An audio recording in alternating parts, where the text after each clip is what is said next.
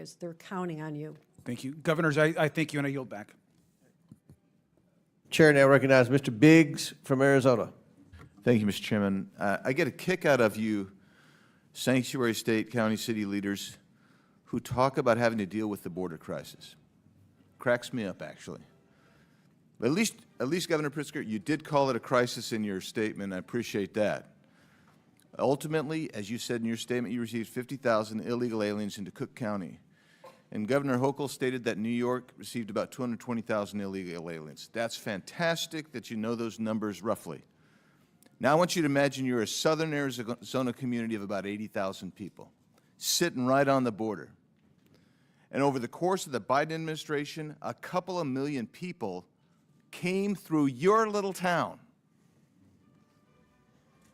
And I quote you, Governor Pritzker, Illinois didn't ask for this crisis. And I'm going to tell you, neither did Yuma, Arizona. Its lone hospital, only hospital, couldn't handle the influx, nor could its single food bank, its law enforcement, its schools, and other services and infrastructure. That was a failure, you're correct, on the part of the federal government under Joe Biden. That's all stopped now. That's all stopped now. Because it didn't take a new law, it took enforcement of the current law. But you know what drew a lot of those people? Because you might have been down there once. I've been down there dozens of times. Taken more people from Congress down there than anybody else here. And you know what those people told me? They're coming here because they wanted to get to places, and they would name Chicago, and they would name New York to me. And I'd say, why the heck are you crossing here and not crossing at Del Rio? Because you guys offered sanctuary policies. They believed that they would be protected in your jurisdictions. And now that these millions of illegal aliens are here, permitted to get here by the Democrats and the Biden administration, your jurisdictions actually hinder the enforcement of immigration laws because of the sanctuary policies you've adopted. And then you have the temerity to complain about the influx of illegal aliens that strain your social services. Well, you did that.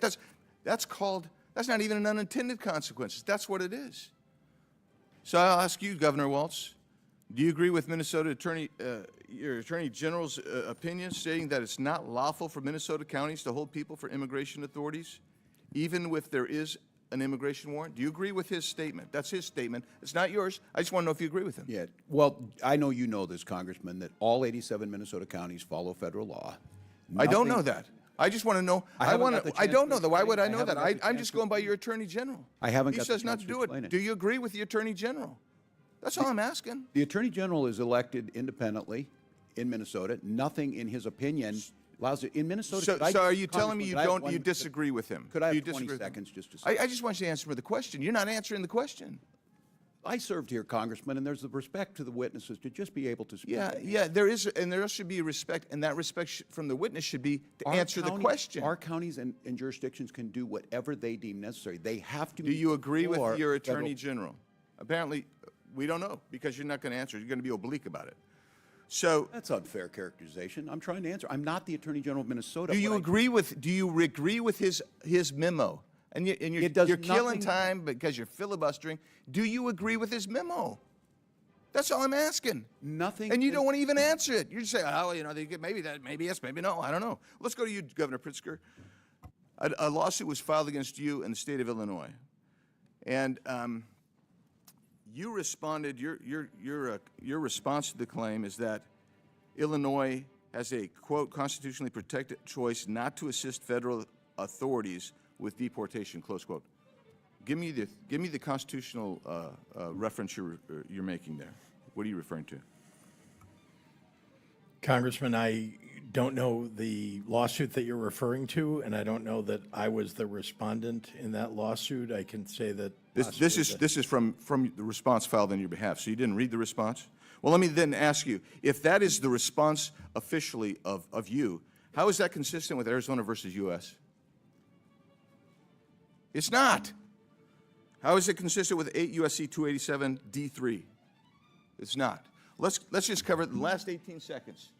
When you guys say you say we do give these people information. only on a criminal warrant.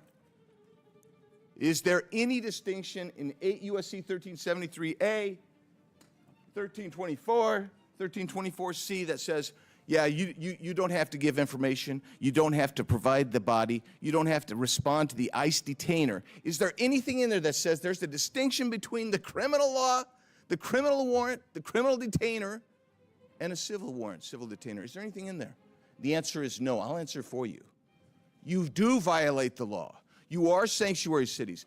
And every one of you sitting there, if you don't know that by now, you should know it walking out of here, that you are actually committing a federal crime every time someone does that, because you don't have the authority under federal law or under the Constitution to negate even a civil warrant for someone who's violated a federal offense when you get a detainer notice. Yield back.